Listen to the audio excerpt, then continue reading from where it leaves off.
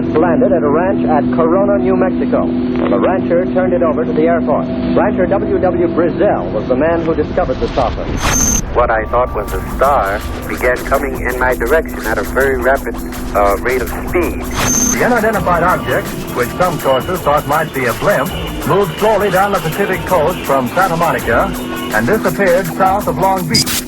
I saw a UFO, and it went down the river, turned right at the United Nations, turned left, and then down the river.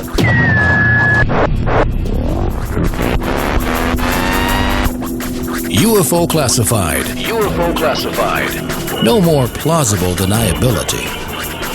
Fact, fiction, or the truth. You decide. And now, the new voice of the high desert, the hostess of UFO Classified, Erica Lukes.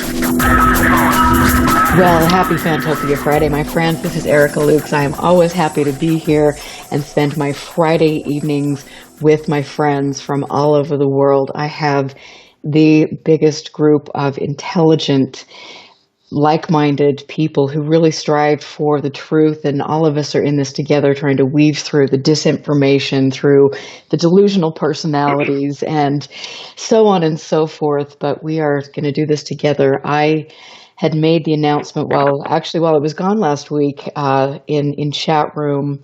Tina, my fabulous producer and KCOR owner, mentioned that my show was going to go off the air, and I made that announcement as well. It is a really tough thing, and most people don't understand that a lot of hosts like myself pay for their own shows. Now, I chose to start doing that 5 years ago because I knew this subject needed a level-headed person who could do the best to get information out, and I've done so. I've paid for my show for 5 years, 3 of which have been here on KCOR. And now that I am working on obtaining archives from researchers to create a space that is open to the public where people can learn, I have to balance my priorities. And so I did make the announcement I would not be doing my show due to me making choices in my life. But I have a very, very big angel out there. And that person has been supportive in more ways than I can imagine. And late last night, he messaged me and said, Eric, I'm going to help you stay on KCOR for another couple months. And so try as you like. I'm just not going anywhere, at least for 2 months. And so I want to thank that person. You know who you are. And if you care about quality programming and want to donate, that would be wonderful. I think we all have decisions to make in this. Do we want to donate towards something that is good, or do we want to spend money going to a UFO conference where you're seeing the same old tired nonsense? I know which I would prefer. I would prefer to get good research and preserve history out there. So thank you to my special angel out there. You mean the world to me. Thanks for all my friends who love and support me. This show means the world to me, and so do you. Tonight is going to be a one for the memory books, and it is a pleasure to have Dr. Eric Davis back on the show. I was recently in Austin to film the second season of UFOs, The Lost Evidence, and Dr. Eric Davis was kind enough to meet me, and I got a very wonderful tour of his office, and I met Dr. Hal Puthoff, which was a very special moment for me as a researcher. So Eric Davis is here. He is the Chief Science Officer at Earth Tech International and the Institute for Advanced Studies at Austin. Dr. Davis's research specializations include breakthrough propulsion physics for interstellar flight science, beamed energy propulsion, advanced space nuclear power and propulsion, directed energy weapons, future and transformational technology, general relativity theory, quantum field theory, quantum gravity theories, experimental quantum optics, and SETI xenoarchaeology. Dr. Davis's research activities include megawatt-class laser propulsion physics, systems designs, and performance metrics and mission applications for the United States Air Force. He has many other things going on, and again, Dr. Davis, you have done so much. You've also serve as an adjunct professor in the Early Universe Cosmology and Strings group at the Center for Astrophysics, and much, much more. But again, I would love to have you elaborate on some of the current things that you are doing, because you're always busy and you're traveling here and there, and I really honor and respect having you here. So thank you. Well, hello, and you're welcome. I'm happy to be back, and happy birthday to you. Thank so I you. hope your big birthday bash tomorrow is a big success. I have a feeling it'll be a good time, and when you have the best blues band in Utah playing, it'll be fun. I wish you could be here. I love it. I wish I could too. Yeah, we were happy to have you here at EarthTech. We showed you the laboratory downstairs, and then I showed you the offices upstairs. You got to meet Hal Putoff, my boss, of course. And then Nick Redfern was here, of course, because you and him drove up to Arlington so you could go do some UFO sightseeing. Yes, we did. And that was fun. So you guys had a good time. And little did I know that Nick Redfern had already known Hal Putoff and also Kit Green for a long time, because I knew he had a book that he had interviewed them for, and he had written about them in the book, but I have forgotten all about that. It's been a long time. And I think, wasn't that the book on the Collins Elite that he interviewed them for? Yes, Final Events. Yeah. So anyway, that was my first time I got to meet Nick Redfern in person. So I think Nick and Greg Bishop, I believe I'd met Greg Bishop in the early 2000s in Las Vegas at Bob Wood's Crash Retrievals conferences. I might have seen Greg also at the UFO Congress in Laughlin. I possibly have. I can't be sure. My memory's vague on who I met there, but I was there with Vicki Ecker, and you remember she was the former co-owner and co-founder and editor of UFO magazine. Right. And so I was there with her, and she was there to interview a number of people, and I was there to have a meeting with her to brief her on NIDS research and things like that we were, our field investigations and the UFO and consciousness studies research that we were doing at NIDS at the time. And so anyway, I'm pretty sure I met Greg Bishop probably at I think more likely than not, the Bob Wood conference. And he and Nick are pretty much really great authors. And they're excellent investigators. They do a great job. And here I am giving them a free plug on the books. But well, they will appreciate that immensely. Well, and I think this field, and luckily, you're not definitely down in the dregs of this like I am. I mean, so you don't see the kind of behavior and some of the things going on like I do, and that's a good thing for you. But I have really found a small group of people that I respect and trust, and Greg and Nick and Barry Greenwood and Jan Aldrich. I mean, they're all top on my list. But it's to find people. Yeah, basically, guys like me were too busy doing investigations in science, and I'm an adjunct research professor at the Center for Astrophysics, Space Physics, and Engineering Research at Baylor University, and the theory group that I co-supervise and co-lead is the Early Universe Cosmology and Strings group, and that's a group with the physics professor from the university. We have several graduate students and about 3 or 4 advanced undergraduate students. And among the graduate students that we have, 2 of them are PhD candidates, and one of them is getting close to wrapping up his degree and graduating. And I have them, both Professor Gerald Cleaver at Baylor University and I have been having them work on my warp drive and traversable wormhole theory research to further develop the knowledge base on those 2 methods of general relativistic fast-driven light propulsion. And there are questions that continue to be asked and they need to be answered. So you have to do a lot of theoretical and computational studies to do so. So I've got them working on a couple of big projects, and the projects are going to be turned in. The one project is going to be the PhD dissertation for the one PhD candidate who's getting close to graduation, and the other project is going to be for everybody to do, and they pitch in, and we're going to publish a paper on the results.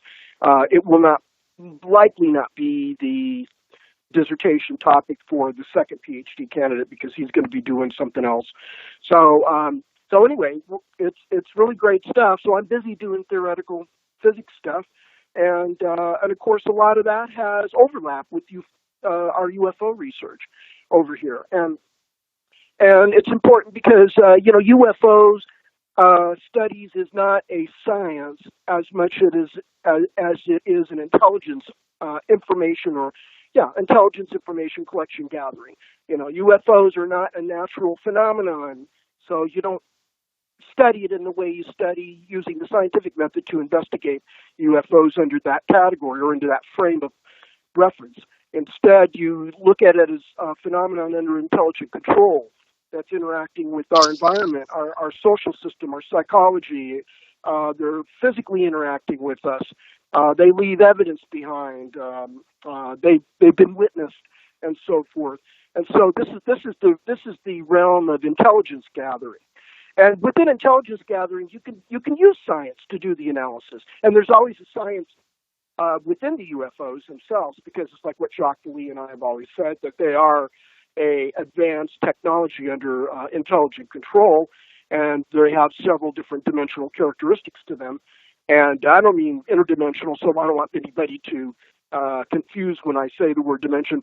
I probably said two words wrong together. Either they have 6 characteristics or 6 dimensions associated with them, or that define their properties, or their overall properties. So sometimes I use character and dimensions interchangeably. 6-dimensional model or 6-dimensional characteristics or something like that. So anyway, we can do a science in ufology, in UFO investigations, and so that doesn't mean that UFOs are a science. Meteorology is a form of science, climate science. Meteors coming into the Earth's atmosphere, and like bolides, the super bolides, they disintegrate up in the atmosphere, or they can survive disintegration. They'll actually hit the ground and form a meteorite that creates a crater, and a hole in the ground, and can make a noise or not make a noise. It'll mostly hit the ocean, and nobody will ever see it. And the few of them that do come down over the land are the few that are witnessed. And so that's a science. So there's a lot of science to nature, but that's a natural phenomenon. That's exactly what I wanted to get to. So anyway, so that's what we're doing. And I'm always mindful that when we look at advanced physics, can we project our advanced physics today into the future and try to find out if those theories that we use today very successfully, can they project new developments, new applications that we don't foresee now, that might require new ways of manufacturing this technology. And, we don't foresee how to manufacture future technology. We can only imagine it. We can only speculate. But the idea is to take our current theories and project it forward, extrapolate it to see how far we could stretch it, and find out if we could reproduce human UFO properties using human theory. And so that's just that's one type of exercise. Another exercise is, well, I wouldn't do that. You can't predict what human physics is going to be like 50 years from now. Physics evolves very rapidly, and during the course of the 20th century, we saw a great deal of change in physics. We suddenly, in a disruptive way, left 19th century classical physics and went into relativity physics, and then quantum physics, and then the blending of the two, relativistic quantum theory, which we now call quantum field theory. And then we had the advent of particle accelerators, solid state physics, which comes out of quantum theory, and that's the physics of matter. And the metals, semiconductors, and insulators, and that led to the invention of the transistor, and later the computer microchips, which were shrunk and miniaturized. So we can compactify our electronic devices from the big old wood cabinet radios and phonograph players down to something the size of your iPhone. So And so I have we to. tried to do that, and that was something. Oh, I'm sorry. Go ahead. No. Go ahead. Go ahead. Finish your thought. I'm sorry. So I was going to say that was one of the tasks that we were given under the subcontract to Bigelow Aerospace Advanced Space Studies for the Defense Intelligence Agency contract on the Advanced Aerospace Weapons System Applications Program, which was euphemistically called the Advanced Aerospace Threat Identification Program by Senator Harry Reid. He pulled that name out of a hat or out of the air, thin air, and made that up in a letter he wrote to Deputy Secretary of Defense William Lynn. And we never had that name before, so that became the nickname. So anyway, the purpose of that contract was to figure out, can we emulate or reproduce in our crude way UFO technology that we could use to defend us against possible hostile UFOs? Because the events that took place with the USS Nimitz carrier strike group back in November, the first week of November of 2004, near Coronado Island in the Pacific, they weren't very benevolent. Those were malevolent actions taken by several Tic Tacs, or maybe it was one Tic Tac, over the course of almost a week. And these Tic Tacs have been seen off the coast of Virginia, interfering with F-18 fighter operations at the Naval Air Station there. And they've been encountered in the Middle East and parts of Asia where the U.S. military aviators continue to encounter them. The Tic Tac wasn't a one-off phenomenon with the Nimitz. It's ongoing.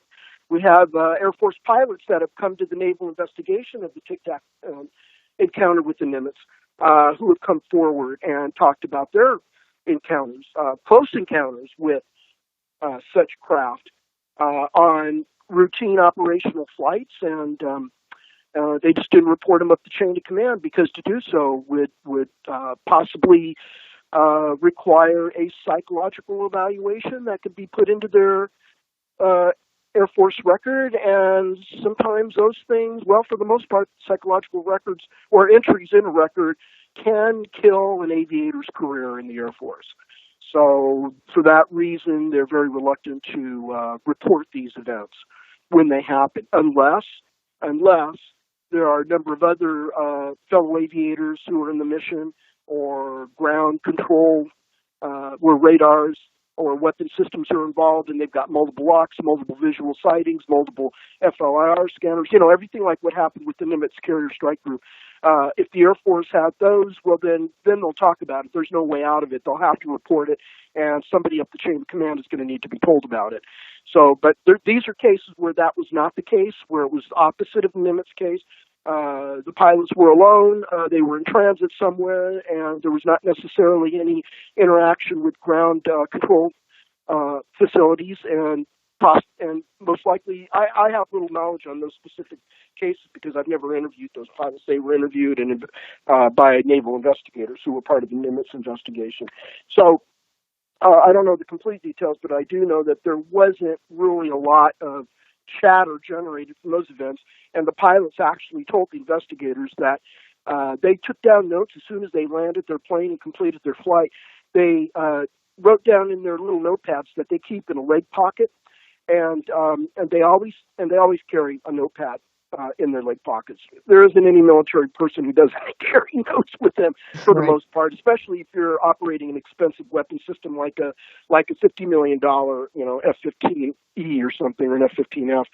So basically, one pilot, F-15 pilot, was so disturbed and upset by that encounter that they wrote their notes immediately, as soon upon landing, while their memory was still fresh, so they could get every last detail in writing and keep it in perpetuity.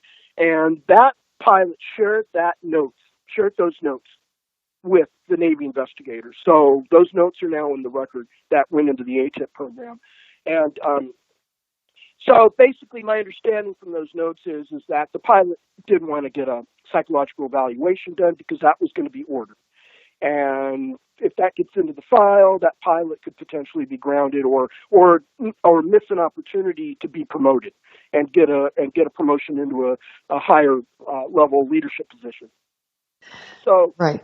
And then there's JANF. I can't remember what that number is. It's the Joint Army, Navy, Air Force rule from the 1950s that any encounter with unidentified flying objects have to be reported up the chain of command. There's a distribution requirement that you make a report. You have to send it up to your immediate supervisor or commander, and that commander's got instructions under the JANF. It's a JANF. I keep thinking 47 or maybe 147 or 149. There's ufologists out there listening to your show who probably remember it better than I do. Anyway, that requires them to report it up. And what we learned during the Nimitz investigation is that for the last 50 years or so, maybe 60 years, all three branches of the military have gotten into the bad habit of completely ignoring and evading obeying that JANF. And in other words, when they have military personnel like aviators, ground personnel, whatever, or sea personnel, whatever, and they have a UFO encounter that significantly impacts them personally, physically, or impacts the mission or the operation of the mission. There were people talking about it.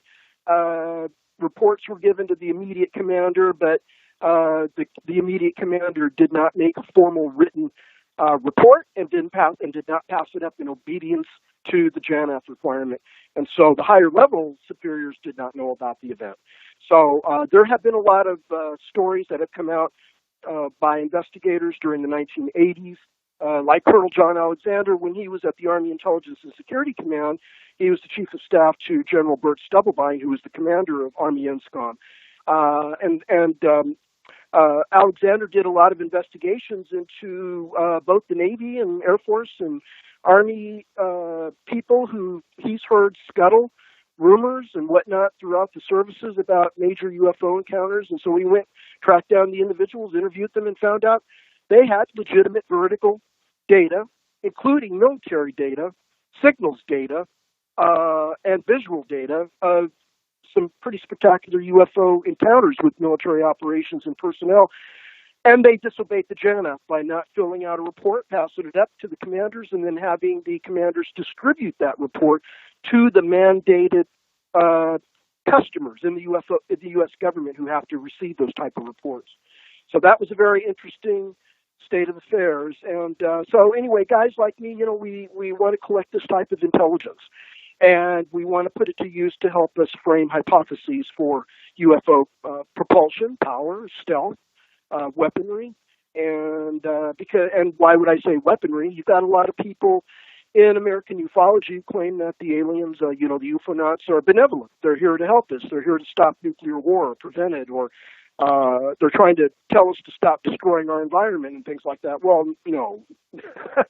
No, they haven't told us anything of any such nature, and that isn't what the UFOs have been doing. The UFOs are here, and they're surveilling us, and they're engaging our social environment, our psychological and our psychic nature, and they're manipulating us in ways and whatnot. But no, they're not here for a grand plan on Earth. That's some story, some fiction that began decades ago that just has escalated over the decades and gotten out of hand.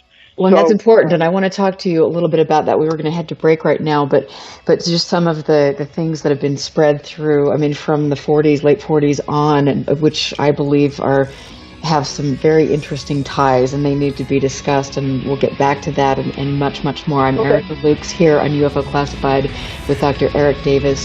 We will be back after the break. Stand by. This is UFO Classified with Erica Lukes. Erica Lukes. The phone lines are open now at 702-425-9230.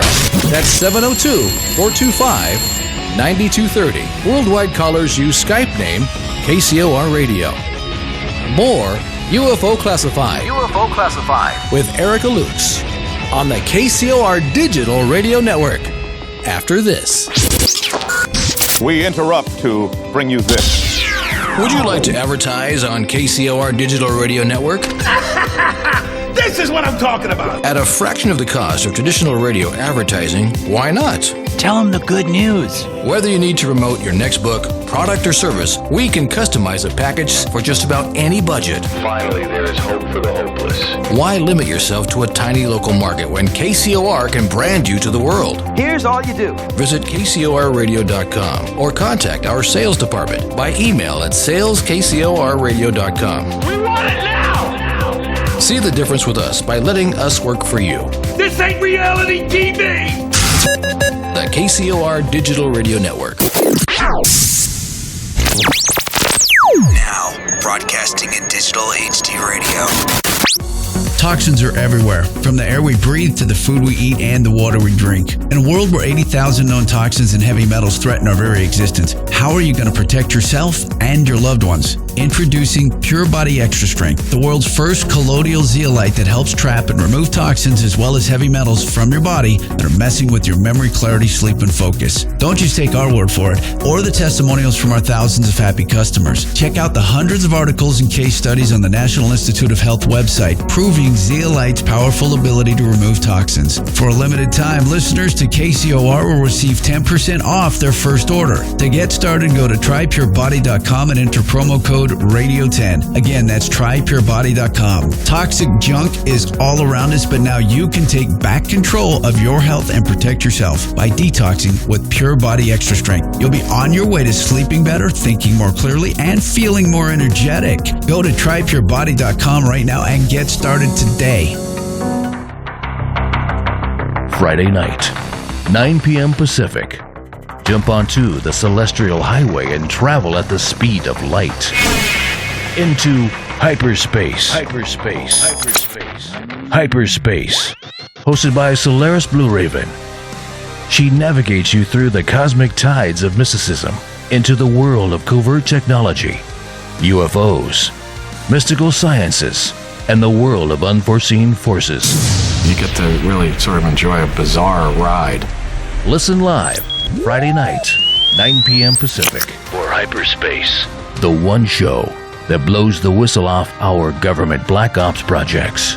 Hyperspace, hosted by Solaris Blue Raven. Exclusively on the KCOR Digital Radio Network. Want to take a ride?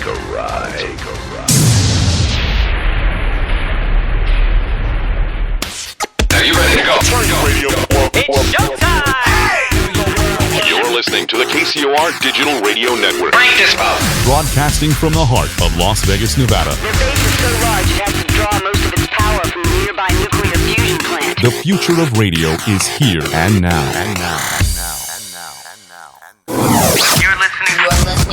You're listening to UFO Classified with Erica Lukes, where the truth isn't hidden beneath the black lines of a Sharpie. That's the craziest thing I've ever heard.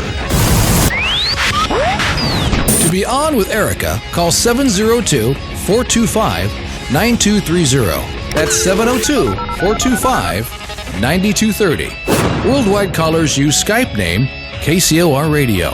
Radio contact. Share your thoughts on the show on Twitter by using hashtag KCOR. Or head over to the live chats at KCORradio.com. The audience goes nuts! And now, your host of UFO Classified. Are you ready? Erica Lukes. Welcome back to UFO Classified. Again, I'm happy to be here, and I want to thank all of my friends for getting into chat, for supporting the show. You mean the world to me, and you're the reason I'm here. It is critical that we get good information out. I know it's confusing, and we have to weed through a lot, but right now especially there's a lot of misinformation and disinformation and delusional people that are running the field, and so we've got to work through this together. I am here tonight with Dr. Eric Davis, and when we were just wrapping up before the break, we were talking a little bit about the UFO knots and some of the ideas in ufology that I believe through my research from... I temporarily lost you. I had to reset my Bluetooth. No worries. I can hear you now. Okay, I can hear you now. Good. Okay, I was just mentioning that when we left off, we were talking about some of the the sentiment in the UFO field and how it is, I noticing in my archives from the late 40s on, it's been manipulated by either religious groups or by political groups. And so we've had these myths just being promoted. I mean, and you were mentioning that, and I believe that's a really dangerous thing, and we have to step back and look at this. Are we having visitations from tall, blonde, blue-eyed, benevolent beings, or are we visited by demons? You know, we get so much of this nonsense going on. It really taints research. Yeah, we really can't address what the origin of the UFOs is yet. They haven't told us. We need them to tell us, where are you from? So we're left to a lot of speculation, and people are connecting dots that are not there. And as I was saying, the history of UFO encounters, especially with the military, and even with civilians. I mean, there's enough civilian data out there historically to show that they've been nothing but malevolent. Sorry. Cash Landrum's encounter was not a benevolent encounter. It was definitely very damaging, injurious. Betty and Barney Hill's abduction, they didn't benefit from that. That was very shocking and disturbing to them and painful at times. And Travis Walton, and same thing with him. And the big, huge UFO that was over Malmstrom Air Force Base in the late 60s that shut down ICBMs and the warheads. And then there was the ones that the Soviets had, which actually, in the Ukraine, which actually shut down Soviet ICBMs and disabled them. I could go on. There's been nothing good from these things. It's not in the essence of a positive communication that they are trying to reach out, whoever the UFOnauts are, or whoever the control system is. They're not trying to reach out to us to communicate peaceful, positive messages. It's just I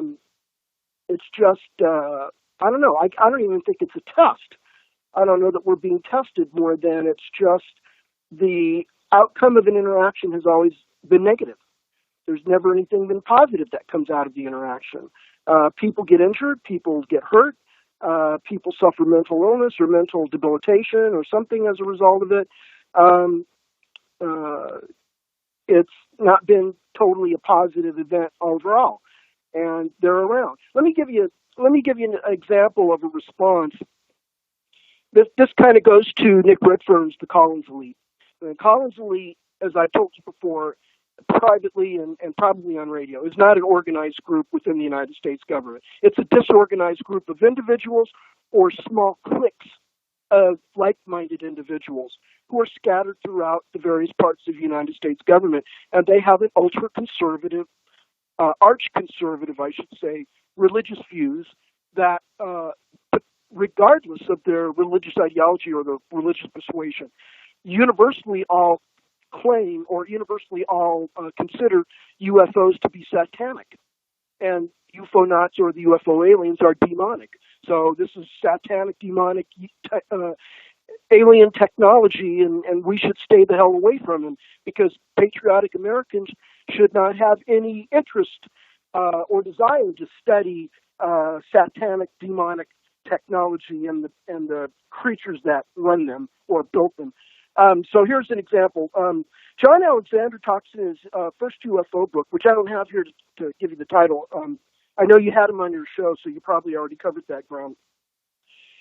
This is an example of a conflict between beliefs and science. Here, when he was briefing his Army Intelligence and Security Command project, it was like a series of meetings. He called the Advanced Theoretical Physics meetings, and it was the cover story for his UFO study project.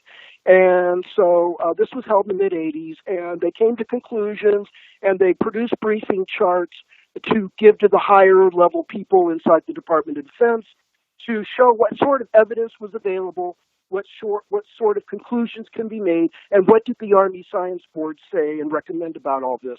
And here we have Dr. Walter LaBerge, the former Deputy Undersecretary of Defense in the Reagan administration. So in response to Alexander's briefing of LaBerge. This was to an organization office called BAST-STAR, BAST Star. I don't know what the acronym is. You probably have to look it up in his first book. Anyway, in response to John's briefing about the results and conclusions of their UFO workshop, he says, "You're not supposed to know that. That's what you learn when you die." If that is the most vague, obfuscating, throwaway religious statement, but that is a religious statement. This is his response to the existence of UFO phenomena and the fact that the United States government or the military agencies have excellent data. They've got excellent data. They've had excellent data going back to Roswell.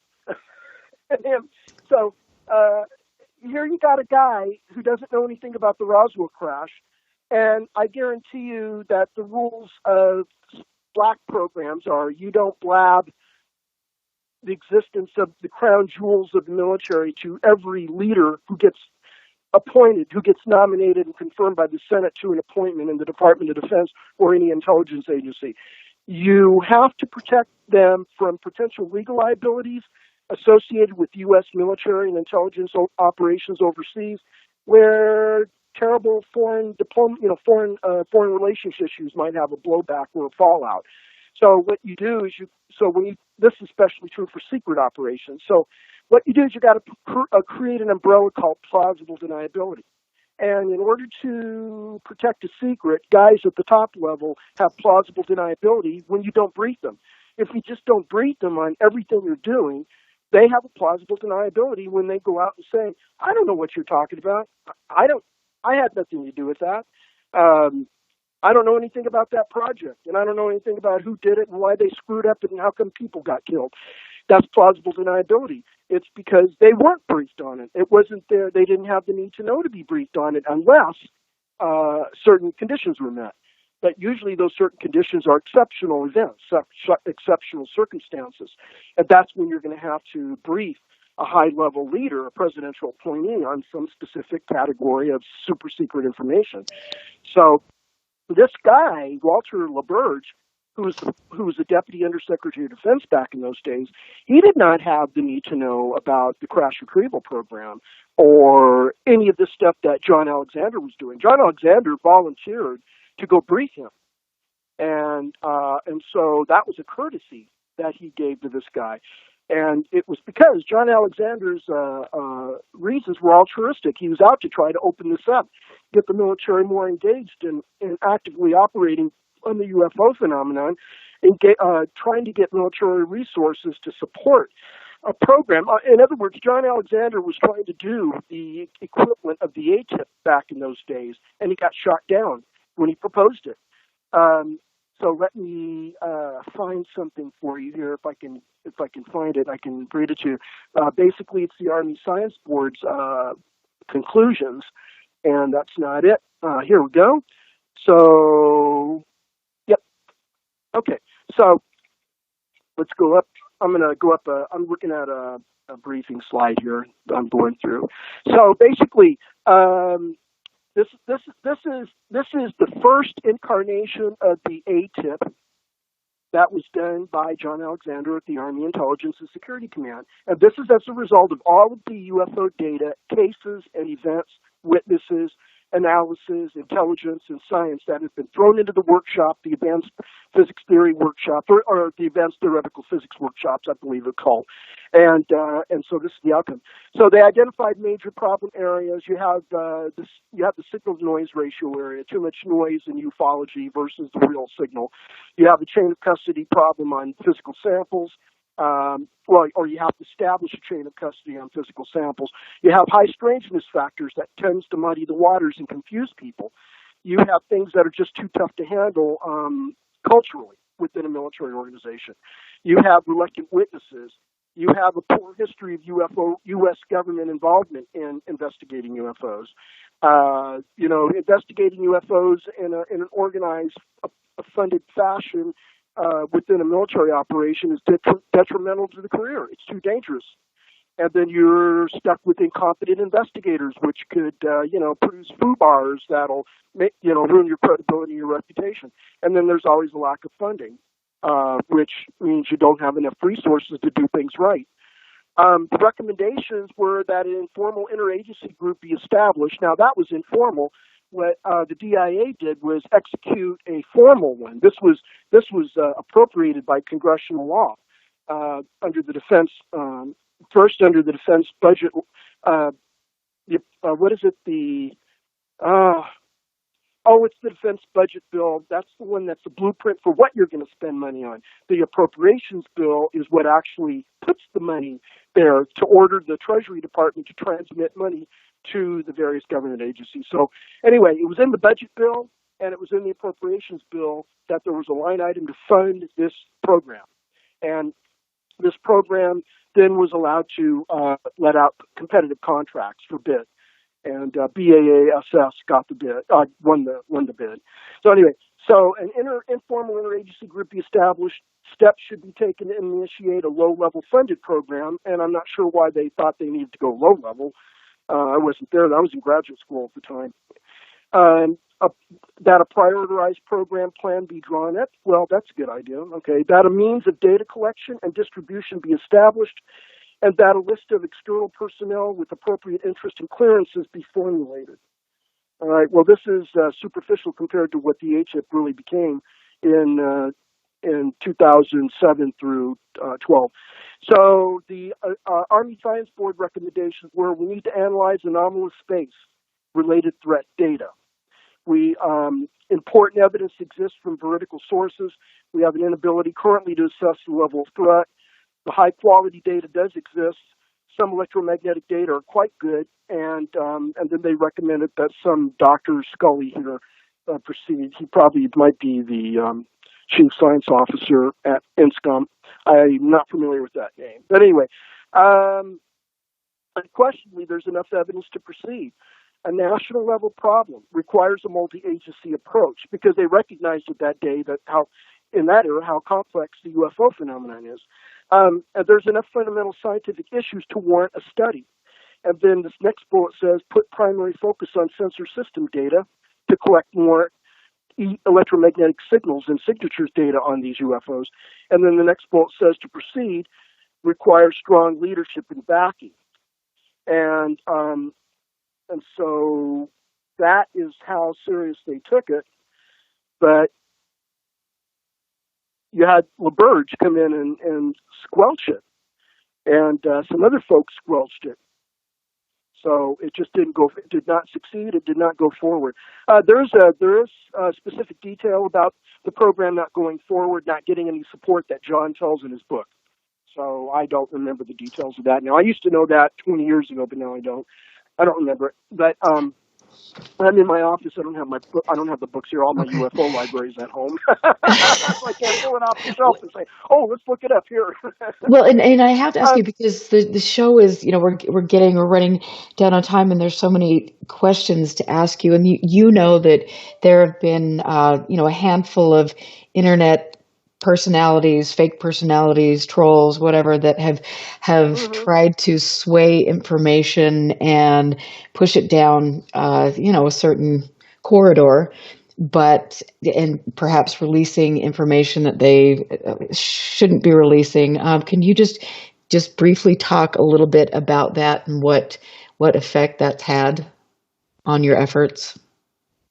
About the personalities on the social network that are operating out there. Well, it looks like a game of hockey is being played among between people and groups of people, and groups of people are not in an organized group, not like a membership or club. They're just like-minded individuals that collect together, and they're having a very detrimental effect on ufology. They're making ufology and American ufology look like an absolute joke in Europe. The European scientific community that actually is involved in UFO studies don't. First of all, they don't incorporate public relations and public media and advertise everything because that's not how you do science. What you do is you do the work of science, and when you come to conclusions, firm conclusions, then you can publish results, your conclusions. You can publish a paper, or give a press release or a press conference or whatever, but you don't do that beforehand. You've got a number of groups out there of people who are like messengers of deception. They're just either armchair busybodies, self-appointed experts. You know, they don't have any authoritative, professional authoritative credentialing, and they're just most of them are pretty much all hobbyists.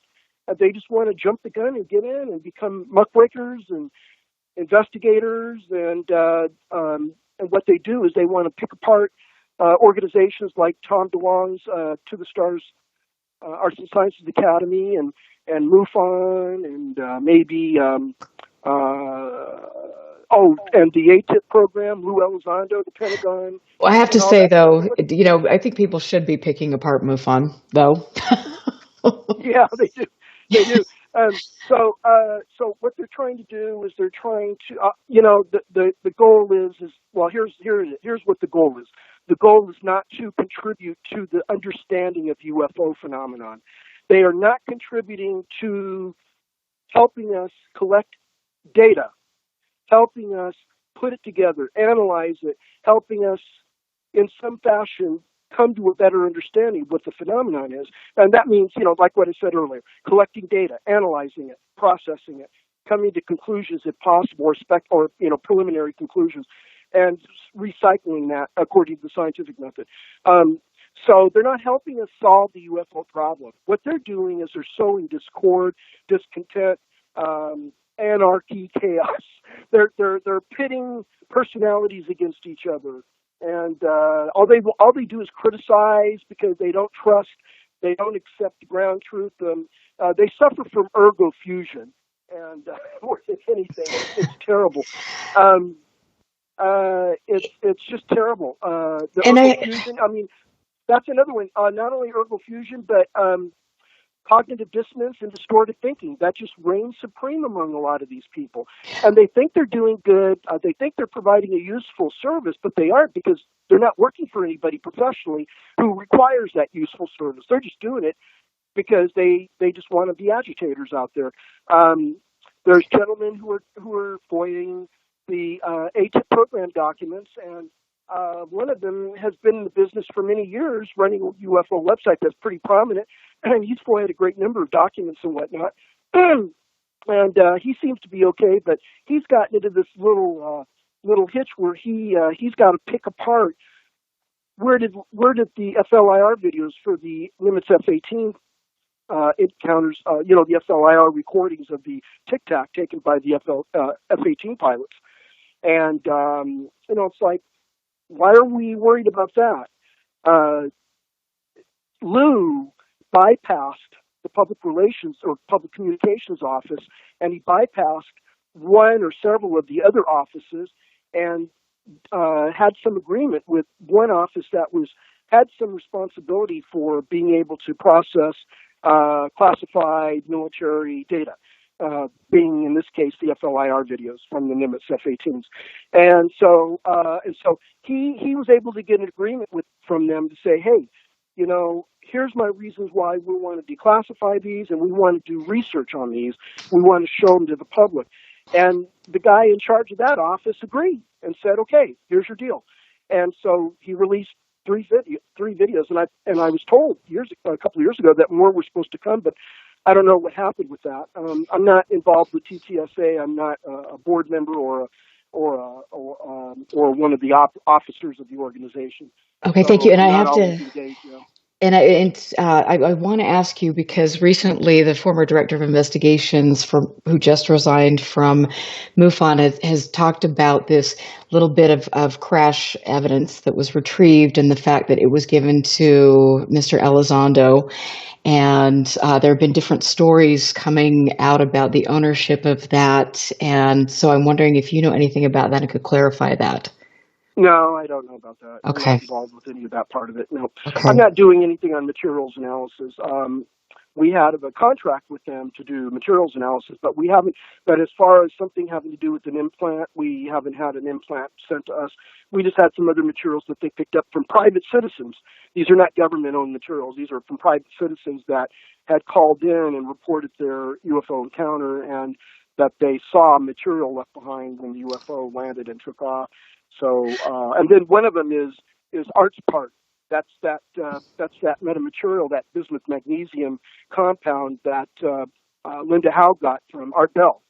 And, and so we have analyzed that. We analyzed it before the ATIP, and we analyzed it after, because ATIP got it from Linda. We analyzed it, and she's supposed to be having yet another university analyze it too to get their input on it, and so forth. That's all I know about, because I'm working in a different area.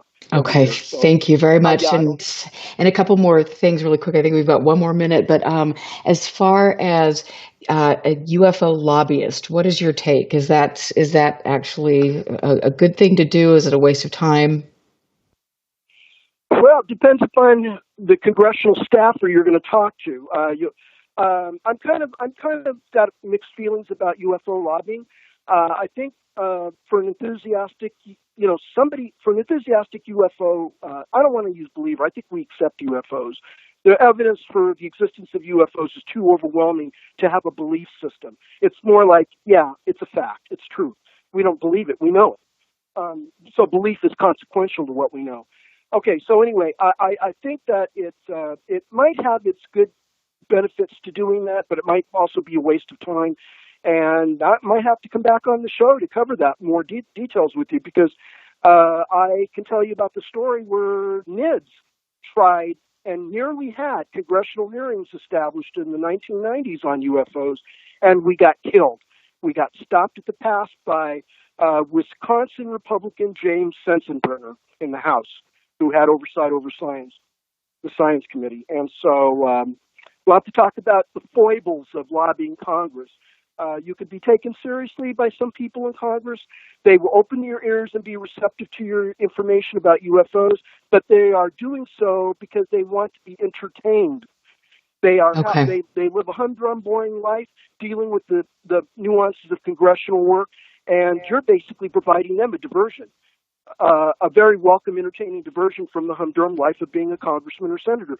But but if you're serious and you really want to do something about it, then you'll get a nice, receptive feedback. But unfortunately, what power that congressman or senator has depends upon what committees they sit on and whether they can expedite or execute any action as a result of what you've lobbied them on. Okay, and so for lobbyists who are presenting to these groups, do they check backgrounds? And if you have somebody that is claiming lots of things about working for the DOD and things that can't be verified, are they looking at that before these people go in front of this group? I don't know. I know that I've been vetted. My boss, I'll put up, been vetted. All of our ATIP subcontractors and the contractors and the DIA folks were vetted. We were vetted because we already had security clearances. Okay, and that is located by members of Congress. Okay. But if you're a civilian, I honestly don't know what happens. I honestly don't know if they vet civilians. I'm sure they would have to. Cool. Thank you so much, Dr. Eric Davis. You are awesome. You will be back on very, very soon. I'm Erica Luke. Stick around because we've got Tom Winterton from Skinwalker Ranch coming up next. Listen very carefully. This is Houston. Say again, please. Houston, we've had a problem. This is UFO Classified, live every Friday night, 4 p.m. Pacific, 7 p.m. Eastern, exclusively on the KCOR Digital Radio Network. The truth is out there, just waiting to be discovered. And now, if you will, accompany me on a journey to the future. For more information on the host of UFO Classified, Erica Lukes, upcoming guests, as well as links to the past shows, visit her website at ufoclassified.com. UFO Classified. UFO Classified. This is KCOR Las Vegas, home of the Digital Radio Network, broadcasting from a shack just south of Area 51. Wait, that doesn't exist. This is the KCOR Digital Radio Network. Now for the news.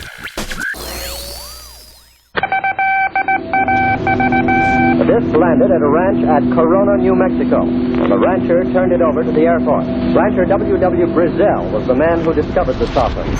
What I thought was a star began coming in my direction at a very rapid rate of speed. The unidentified object, which some sources thought might be a blimp, moved slowly down the Pacific coast from Santa Monica and disappeared south of Long Beach. I saw a UFO, and it went down the river, turned right at the United Nations, turned left, and then down the river.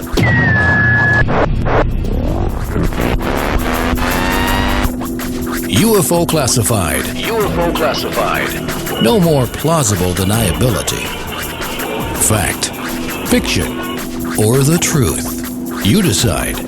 And now, the new voice of the high desert, the hostess of UFO Classified, Erica Lukes.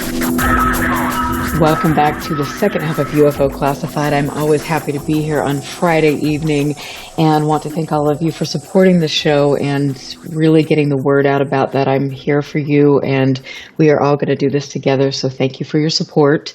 I want to just throw in there that recently, in the past week, we've had a high-level resignation at MUFON. Jan Harzan on Monday sent out the letter saying that the Director of Investigations, Chase Kletzky, had resigned, and there has been a lot of things going on with regard to that. And hopefully next week we can do a show specifically dedicated to that to clear up some things and shed some light on this resignation and perhaps talk about some of the credentials or verifications of credentials with regard to her resume.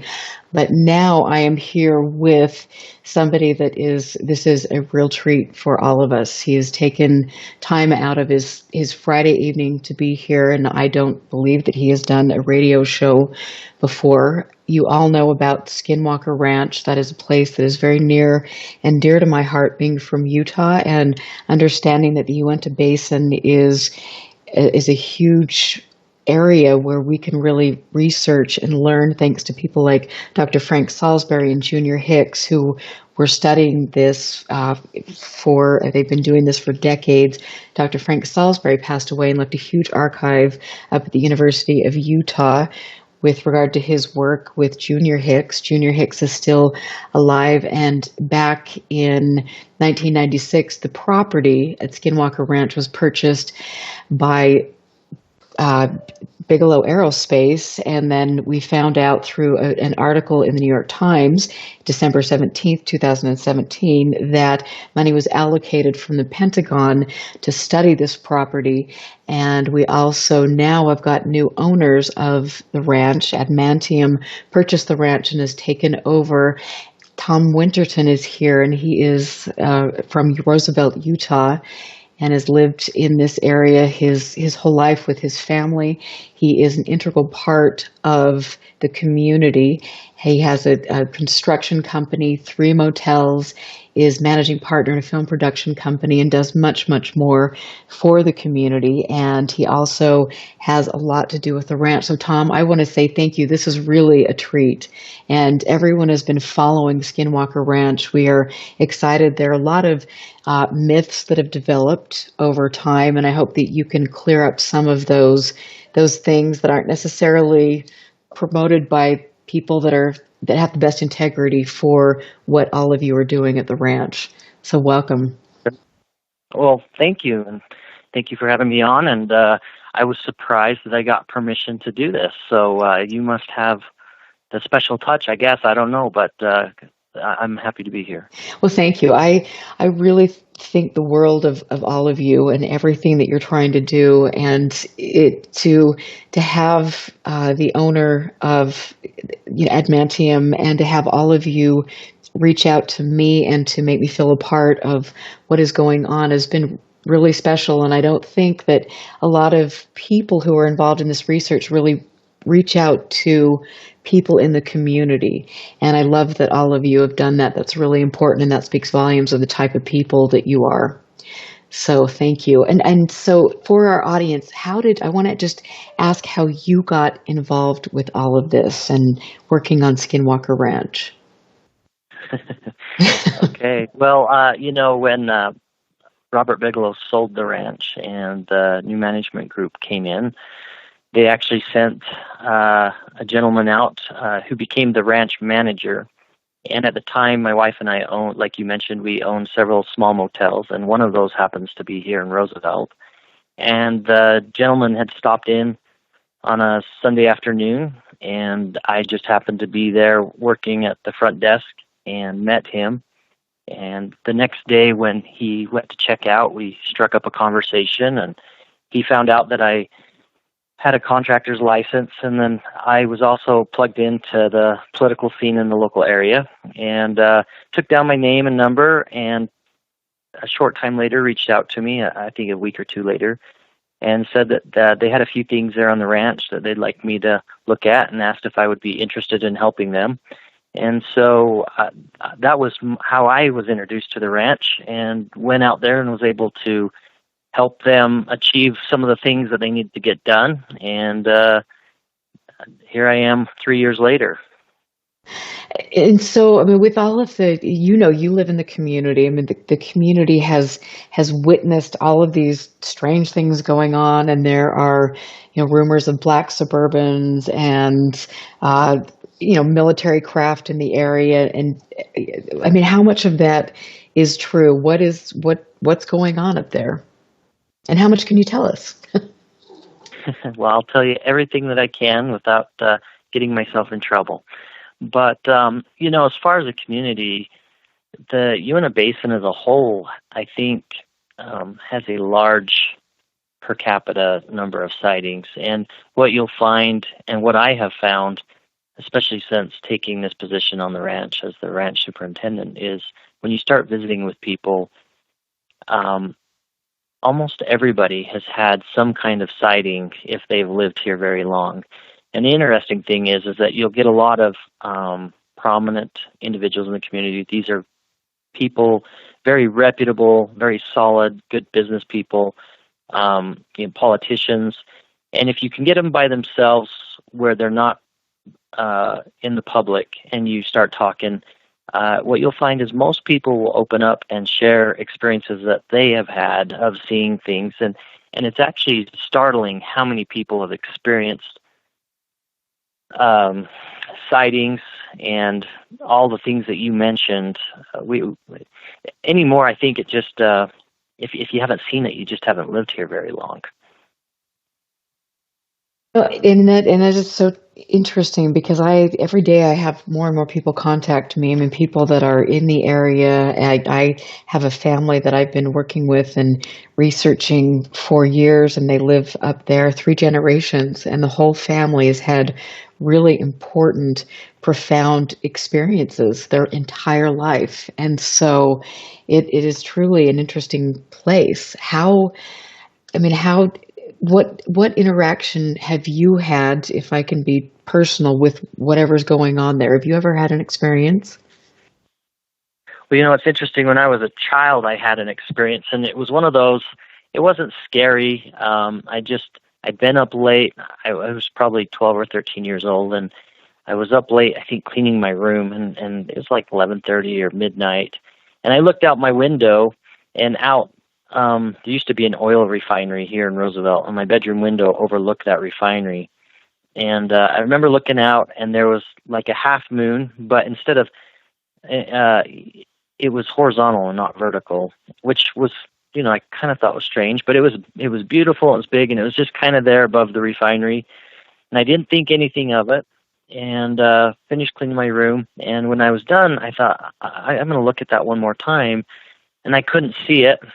And I just figured it was either above the house or it set down below the horizon. I couldn't see it anymore. And I just went to bed. And the next morning when I got up, I had mentioned to my mom, how beautiful the moon was that night. And she just kind of looked at me and said, "That's funny. I don't think that there was a moon last night." And, "Oh, yeah, I saw it."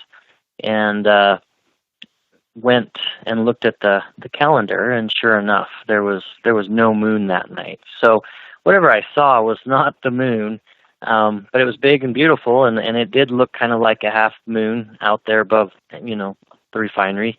Who knows how far out it was, but that was my first experience of seeing something that was unexplained. And then just 2 years ago, up at my son's scout camp, we were. I was up there on the mountain, just sleeping in the back of the truck there, and what appeared to be a satellite coming across the sky. And there again, I didn't think anything of it until it stopped abruptly and reversed course, and then started zigzagging around the sky. And it lasted long enough. I actually got the other leaders out of the tent, and they poked their heads out of the tent and looked up and watched it and said, what is that?" I have no idea what it was, but we watched it for a few minutes. Then they went back to bed, and I watched it for probably another 2.5 hours. And that was just 2 years ago. And those are my experiences personally off the ranch. Obviously, having come on the ranch, I've been able to be privy to. Obviously, there's been a lot of money spent on the surveillance and the monitoring equipment, and so obviously with the help of that, I've been able to see a lot more with that as well. So. And it's really incredible. I mean, the effort that all of you are going to look into this, and this is a private funding, and I really appreciate that. And like I mentioned, I appreciate the fact that you're willing to reach out to people that you trust and respect. That means a lot. I mean, it really feels truly like this is a group effort for all of you, and I know that you're doing good work. And I just really quickly, I want to say, when you mentioned that half moon that was horizontal, I had another case a couple of years ago where a man and his daughter were in the Uinta Basin, and they saw the same type of thing. They were on a motorcycle, and this object just hovered, actually followed them along the ridge line. So that's very curious. We'll have to get together and I'll give you some information about that. Yeah, that'd be cool. Yeah, and so so you're obviously, I mean, you are in the inner circle. You know what the new ranch owners are doing, and you're part of this. What type of, when I had Eric Davis on the show the last time, he had mentioned that there were some things going on at the ranch, and people were medically injured. And I'm wondering if, we all know that this is an area where things can follow you home, things can happen to anybody. And so do you have any knowledge or anything that you can tell us about what types of injuries or how people are being affected when they leave the site? Yeah, so I can speak a little bit to that. When the new owners came on, the first thing that they did was they have spent a lot of money improving the infrastructure on the ranch, including the security and the surveillance. And one of the reasons for that, a lot of people see the security and they think, that's overkill, or what are you trying to hide? There have been multiple serious injuries resulting from exposure to the ranch. And a lot of the security, obviously we have a lot of high-tech equipment on the ranch that we need to be careful and protect. We have a lot of science experiments that are going on. One thing that people don't realize, we always struggle with trespassers and people that are curious and they're trying to sneak on the ranch and get that photograph or who knows what they're trying to do. But the thing that a lot of people don't realize is that we are in constant research mode out there, and the owners have spent a lot of money upgrading all of this equipment. And we've had individuals that have come on and not realizing it have interfered and ruined weeks and weeks of an experiment that's going on. And the scientists have to scrap it and start over again because of that interference. When something happens, they need to be able to be certain that there was not human interference in that and that they can have a controlled environment. So the security has been very important to keep people off, to keep the integrity of the science experiments that are going on. But also the bigger thing, and I think the more important thing is that there have been numerous individuals that have seriously been injured And we're not talking about ankle sprains or snake bites. We're talking injuries as a result of the exposure to the ranch. And so we try to keep the public out because sometimes until you know what you're dealing with, you have to err on the side of caution. And I know that, in regards to the injuries, there's many of them that they're still trying to understand what happened and what caused it and those type of things. So. Well, I think too. I mean, people. We do see the pictures of the armed security guards and all of these things, and because of that, I think a certain faction has been, people out there who like to misinform the public are probably saying that, this is, some sort of conspiracy and they're the top, forces and demonic presence. I mean, I've heard so much garbage, about the reptilian shapeshifters and all of this stuff. And it's like, are you kidding me? I mean, these are real people and this is a private property. People, not only, that's a pretty rugged territory out there. And so you've got people who are trying to break into the property and there are people living there. And there's so many security implications. I don't blame anybody for 1 second to make sure that place is fortified. Yeah, and there's always the intimidation factor. I mean, the assault rifles always look mean and menacing, but they do serve a purpose. And what was that? 2 springs ago, I was on the ranch working, and I was on my skid steer doing some work and scared a mountain lion out of a grove of trees just 15 feet away.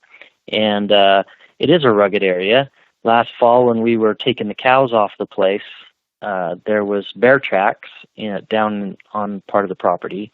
And so security takes it very serious. They are going to do everything they can to protect the integrity of the science research.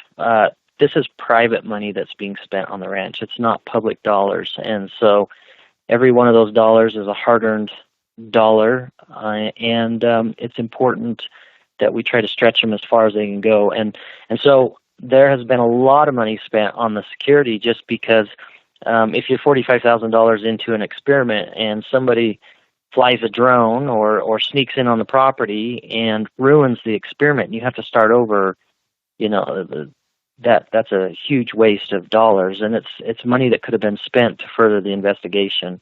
As far as the shapeshifters and all of that stuff, if that's going on, we would love to, that's what the science is there for. We'd love to figure out what exactly it is and what's going on. But we're just regular people trying to further science and further understand the environment and, what else is out there. Well, and I have to ask you because a lot of we have people that say that this place is a portal and all these things are being activated. And I mean, of course, I have witnessed things. I know that there are things going on, and we've got Skinwalker Ridge where one scientist, specifically I think Dr. Jacques Vallée, had mentioned that that's perhaps a place where these objects come in and out of. But is this portal technology? I mean, tell us about that. I think there's a bit of exaggeration when it comes to that. Well, I just want to be honest here. When I've grown up in the basin, going to high school, I heard the myths about the ranch. You hear the lore around town and read it in the local newspapers.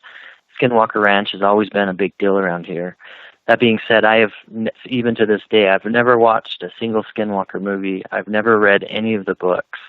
I have to go out there and work, and there's many nights that I'm out there, depending on what's going on. I will be out there at 1:30, 2 a.m. in the morning. And so I didn't want to fill my head with tales that could scare me and make it hard to be out there late. And I have to say, when I first was asked to go out there, I was excited because the entire time growing up, that ranch has been completely shut off and off limits. And the prospect of being able to go on to this top secret, highly guarded ranch was appealing. And so I thought, yeah, of course I'll go on. I do believe in UFOs. Like I say, I obviously saw something when I was a kid. I have some family members that are in military intelligence that have they'd share little things that, hey, if you knew what we had, you wouldn't believe it. So the UFOs, I've just assigned those to, some kind of drone or some kind of experimental military aircraft that we haven't been privy to know about yet.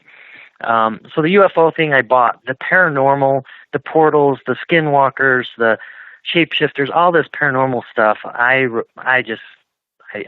called BS on it. And I have to say that my personal experience after being out there for, it's been 3 years now, almost exactly. I have to say I've got an open mind, and I have personally witnessed, and I've been with people that have personally witnessed out there. We're talking about very credible, very grounded people. We've all witnessed things that, as of to date, we can't explain, and so as far as getting in and saying that this is not true or that's not true, I'll just say that we've definitely witnessed a lot of activity.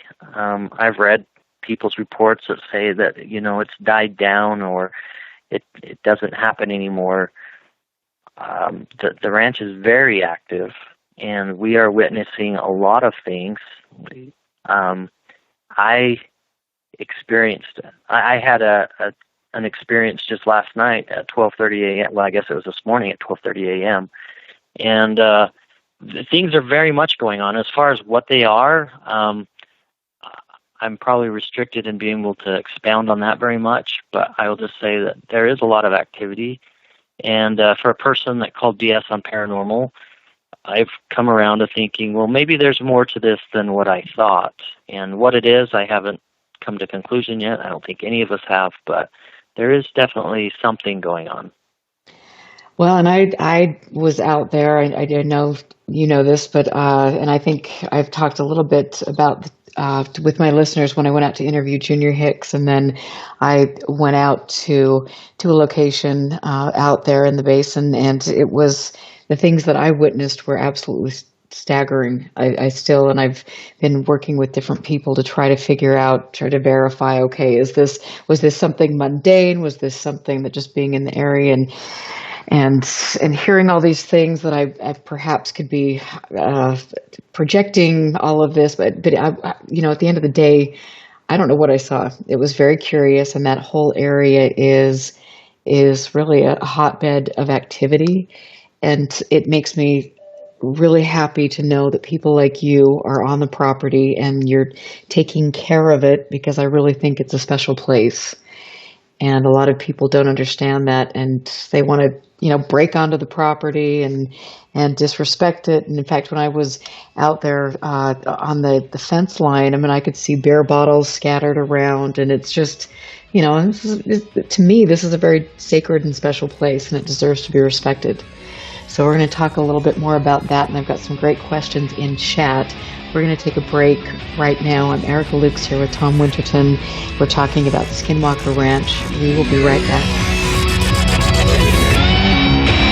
Stand by. This is UFO Classified with Erica Lukes. Erica Lukes.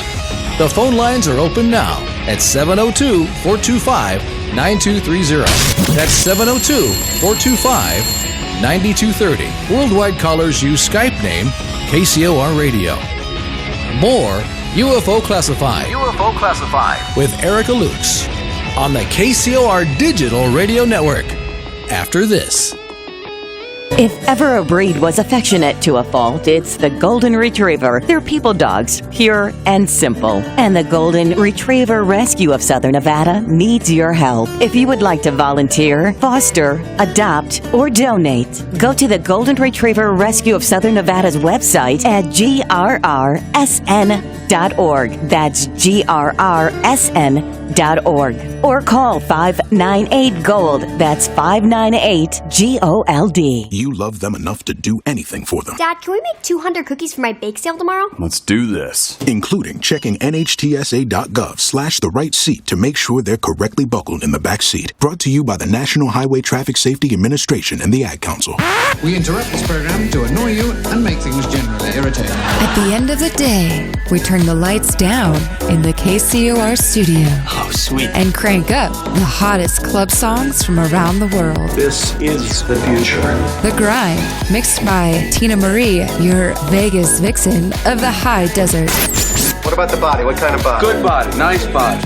Every night from 11 p.m. to 2 a.m. Pacific. The best 3 hours of commercial-free music.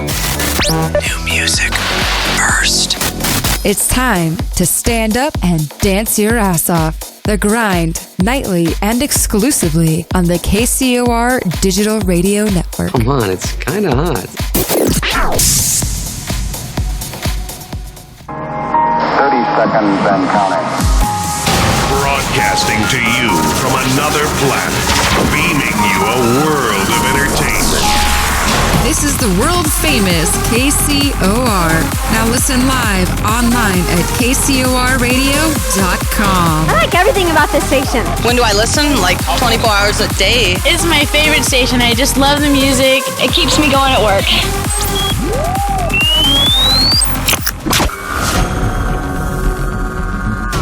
There is a world outside that which we live in, a realm where fact and fiction collide.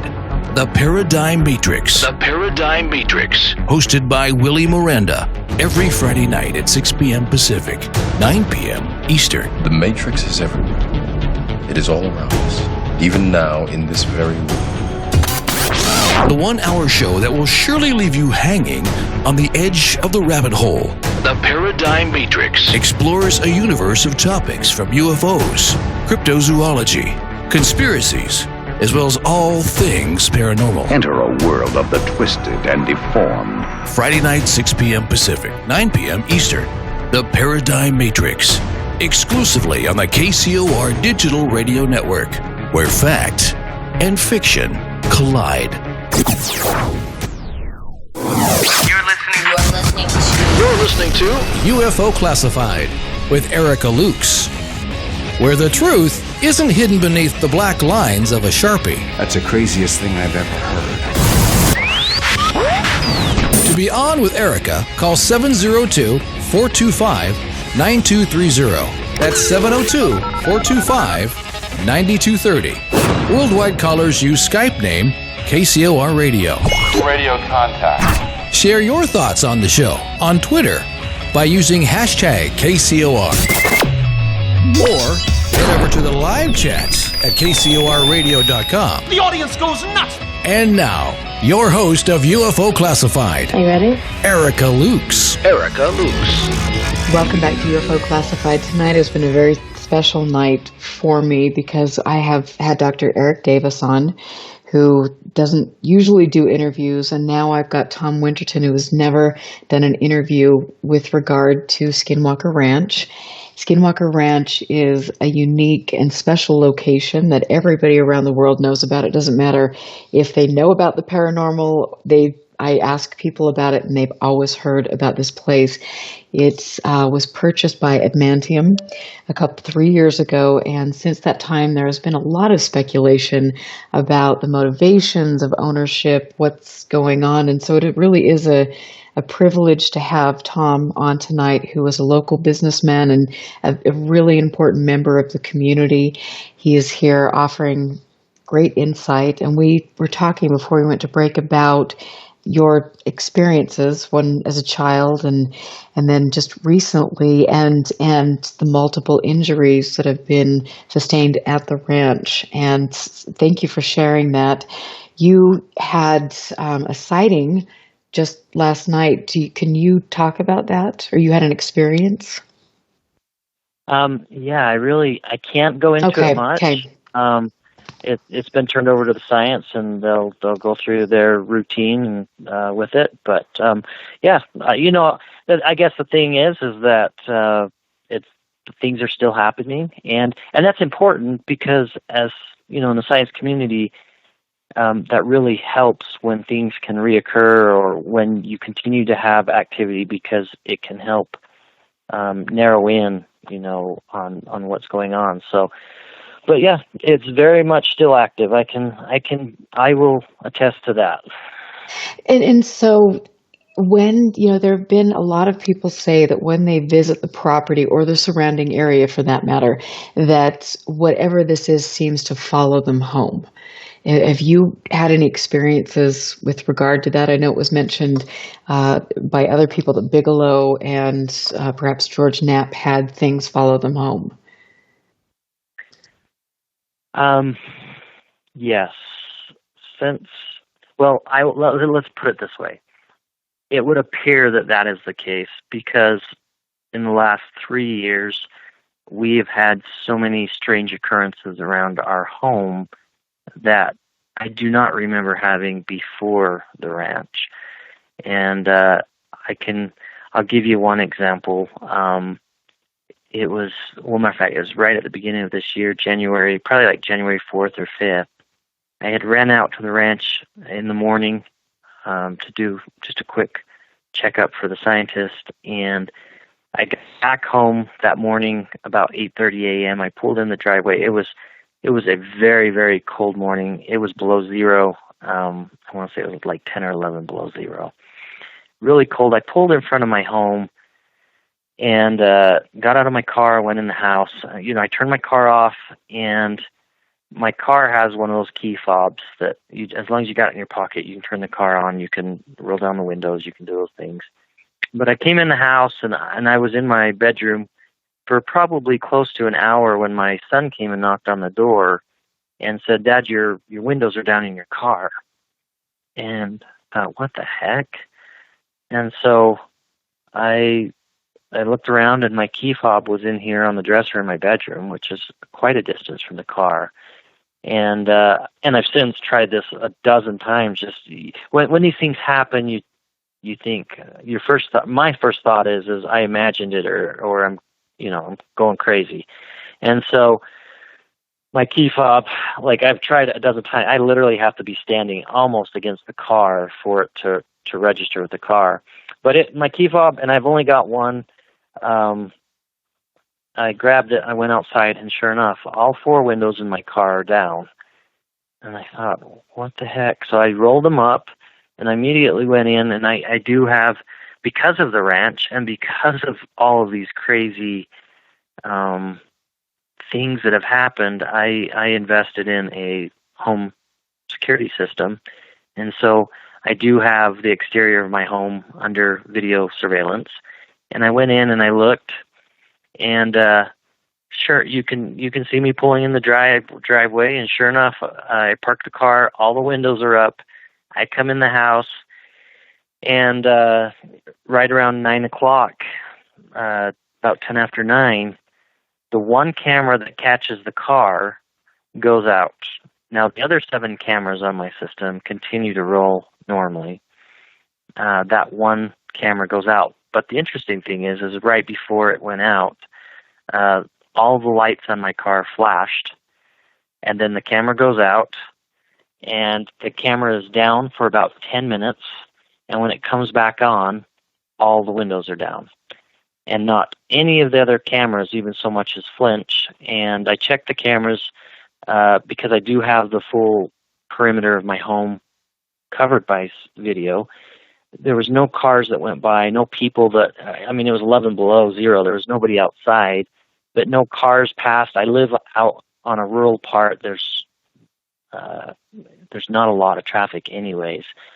But that was one case where how the windows got down, I have no idea. Why the lights flashed, I have no idea.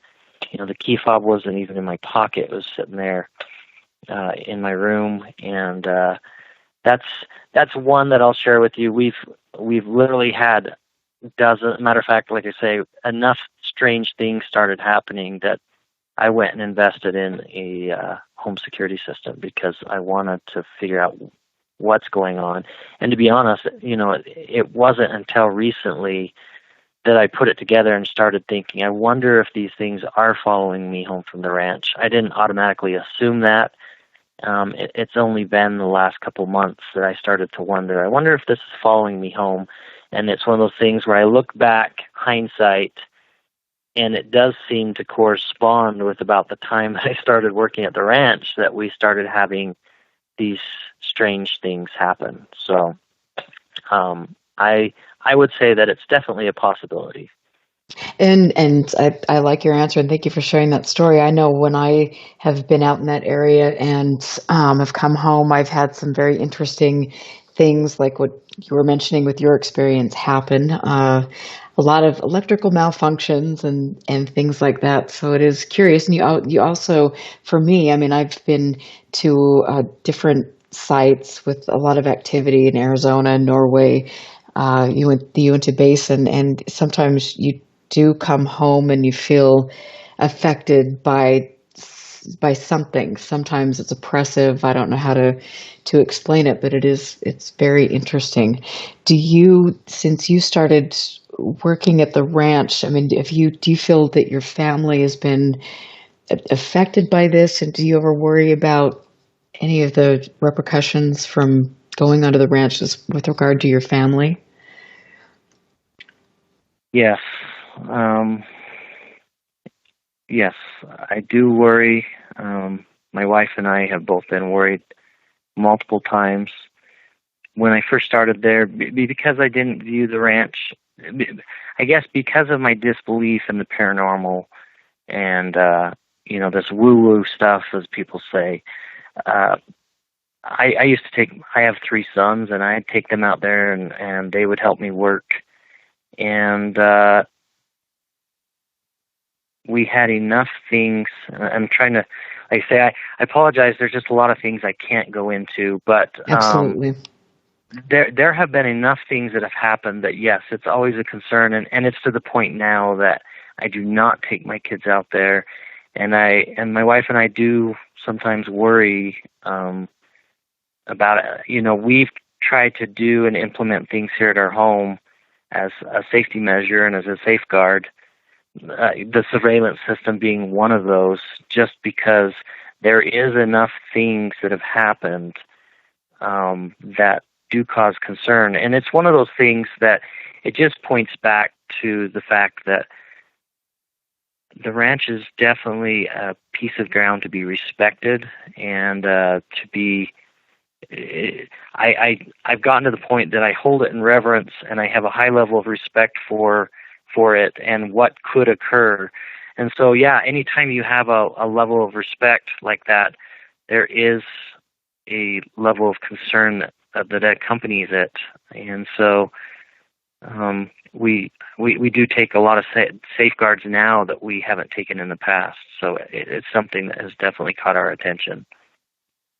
Well, that's good, and I think people need to be aware of that. I know, back in my 20s, when I started having paranormal things happen in my life, I mean, you're arrogant, and you think, okay, I'm just going to go out there and poke the bear and do all of these things, and you really fully don't understand what you're dealing with.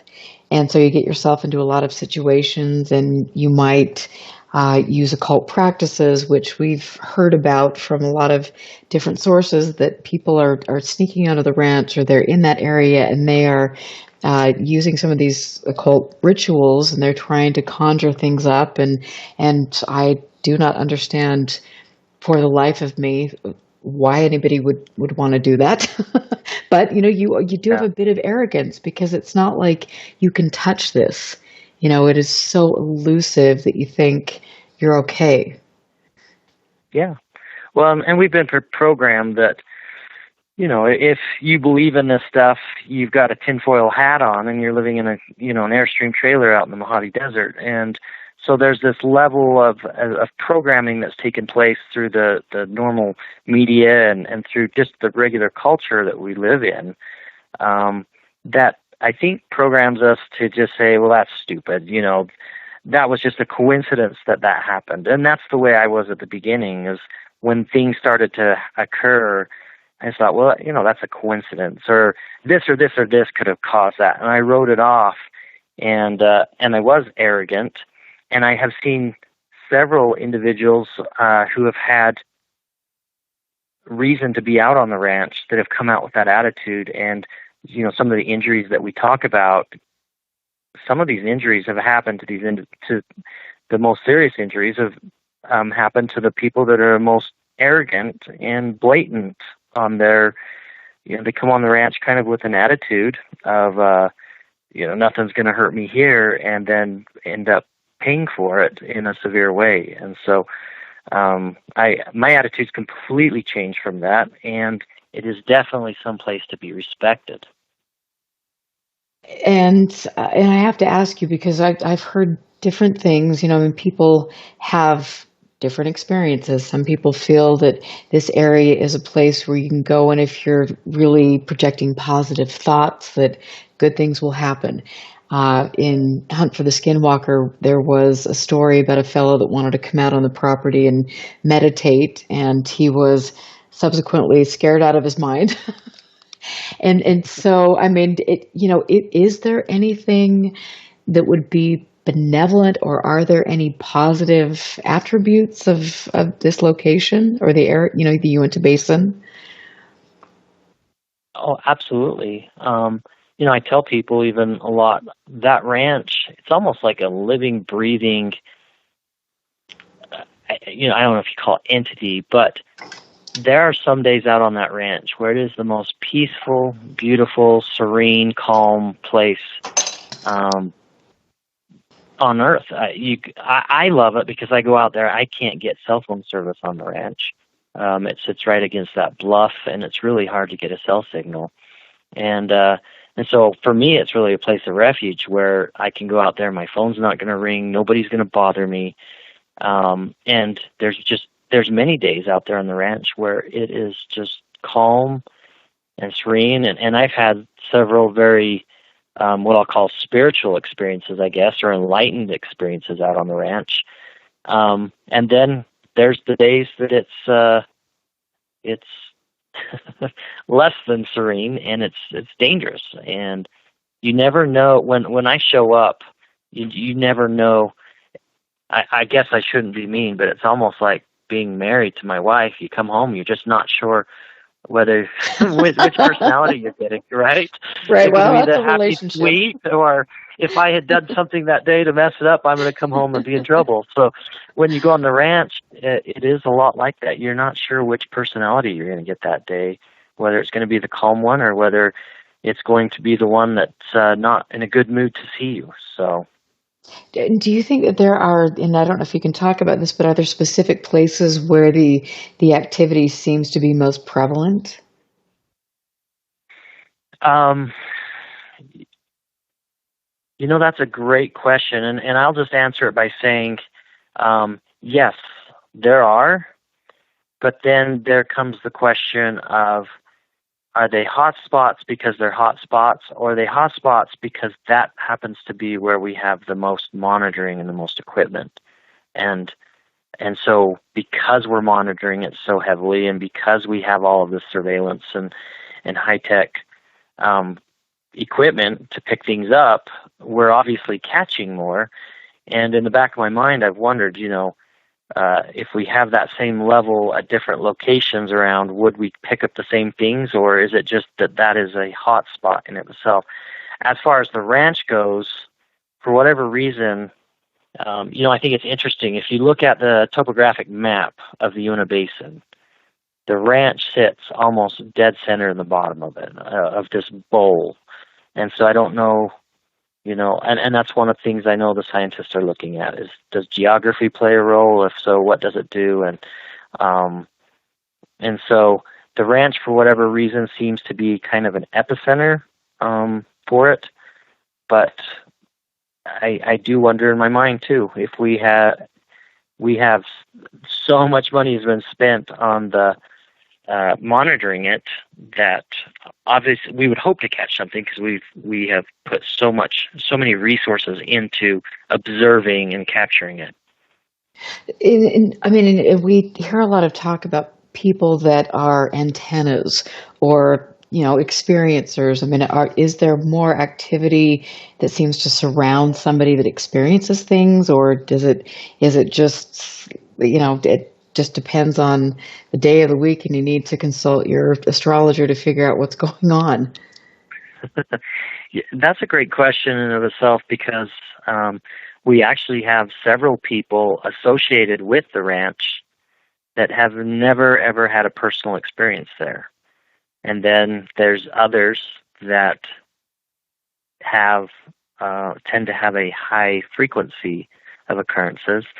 And you could, so my skeptical mind, and that's just who I am. My skeptical mind goes to, well, yeah, of course, you've got this guy over here that's logical and reasonable, and you got this guy over here that's wearing a tinfoil hat. Of course, the tinfoil hat guy's gonna see a lot of stuff, right? He's like imagining it, or he's watched one too many sci-fi movies, and yet when you look at the individuals that tend to be what you said is a lightning rod for that, there doesn't seem to be any, from what I've noticed. Now, I hope everybody understands that maybe one of the reasons I was granted permission to interview you is I'm the ranch superintendent, so I am not one of the scientists, and I don't have the full range of data in front of me like they do. But so they may have, and also because of that, I'm having to pick and choose very carefully what I say. There's a lot that I can't say, but me as the ranch superintendent, not the scientist, taking a look at the individuals that tend to have a high frequency and occurrence of experiences versus those that haven't had any, you'll look at them and you're thinking, that person's a solid, grounded person, and you look across the range of people that tend to have that. And the other interesting thing is that a lot of these now are, not only is the person having this experience, but we're also catching the data on all of our equipment to back it up. So it's not just a eyewitness account anymore that says, oh, I saw this. We also have it on camera, and we have it on the seismic or all the different monitors that they have. We're picking it up to back it up. And so we know that these individuals aren't just spouting off a story. So, and the other thing is that we're all under strict NDAs, and so the people who are having these experiences aren't even really able to talk about them. So it's not like we're doing it for fame and fortune either. So, but there does seem to be some individuals that have a lot, and some individuals that have spent a lot of time out there that have never had any. So. Oh, and that's interesting, and thank you for clarifying that. And like you say, you're not a scientist, you're the superintendent, you're the caretaker of the ranch, and I know that you feel like I do, or like a lot of people do, about that area or the ranch. I mean, this is a very special place, and it deserves reverence. It deserves to be guarded in a way and protected, because people don't understand. None of us know what's happening there. And so I just want to throw this out there, that people who feel like they're going to trespass on the property or fly drones over the area or do things like that, I mean, I would think again and think about whether you want to help research in a positive way, or you want to have 5 minutes of fame on YouTube. I don't know. Yeah. But that's got to be frustrating for you. You know what I mean? Because you're always encountering people like that just want to come onto the ranch, and they don't understand the lengths to which adamantium and all of that your family have gone to try to further this cause. Yeah, well, and I will just say, I don't know how things were in the Robert Bigelow era. I'm not going to speak to that. And I can also say that I appreciate the fact that there's been multiple owners of the ranch, and each owner tends to have a different approach of how to approach the ranch, how to monitor it. I am so excited for the new management's style. It resonates with my style, and that style is, one, they're very transparent and very meticulous in how they are collecting this. And there's an honest. I read online a lot of the comments, and there's always the conspiracy theorists, and they're trying to figure out the intentions and the motivations of those that are behind the ranch. And I'll just say that the management group, the science group, all the what we call the ranch family are honest seekers of truth, and they have no intention other than to try to figure out, really we're trying to figure out the three basic questions that everybody wonders. Where did we come from? Why are we here? And where are we going? And, is there other life out there? And they have honest intentions, and there is a high level of respect among all of them for the ranch. And so I'm proud to be associated with this group, and I'm excited to see as this new group has taken more of an observation type look. I'm getting to the point I can't speak. Observation viewpoint, where it's kind of let's sit back and observe and see what the ranch wants to show us, rather than the poke and prod method. Not that there's wrong with either one, but this new management group is more of a high level of their respect for the ranch, and let's sit back and see what the ranch wants to show us. And I'm proud to be part of such a group. And absolutely, and I'm very grateful that you have, come on the show and granted this rare interview. That means the world to me. And I want to ask, because we've got just 1 minute to show close. Do you feel that there are? Are there people from the military or intelligence that are monitoring the ranch that you know of? I know that's going to be a loaded question. You probably can't answer that, but is the ranch an area of interest? I can't blame you for asking it. It's one that I'm going to have to just say no comment on. Okay. And that is awesome. And I want to say thank you. This has been, honestly, one of the highlights of my career, doing this and knowing that you and people at the ranch respect me, and I love that, and I respect all of you. You do a wonderful job, and I wish you the best, and I will support you any way I can, because I know all of you. I've met you, and you are very, very good human beings who are truly trying to get to the bottom of this. And so I just thank you, Tom, for being here. You're welcome. Thank you for having me. Absolutely. And I want to just tell all of my listeners out there, I adore you. Thank you for being here. Thank you for your support. You rock. And thanks for your support. And because of that, I will be here next week, and we will continue to do this together. So stick around for a great night on KCOR. Billy Miranda is up next. Thanks. I'll catch you next week. Listen very carefully. This is Houston. Say again, please. Houston, we've had a problem. This is UFO Classified, live every Friday night, 4 p.m. Pacific, 7 p.m. Eastern, exclusively on the KCOR Digital Radio Network. The truth is out there, just waiting to be discovered. And now, if you will, accompany me on a journey to the future. For more information on the host of UFO Classified, Erica Lukes, upcoming guests, as well as links to the past shows, visit her website at UFOclassified.com. UFO Classified. UFO Classified. This is KCOR Las Vegas, home of the Digital Radio Network.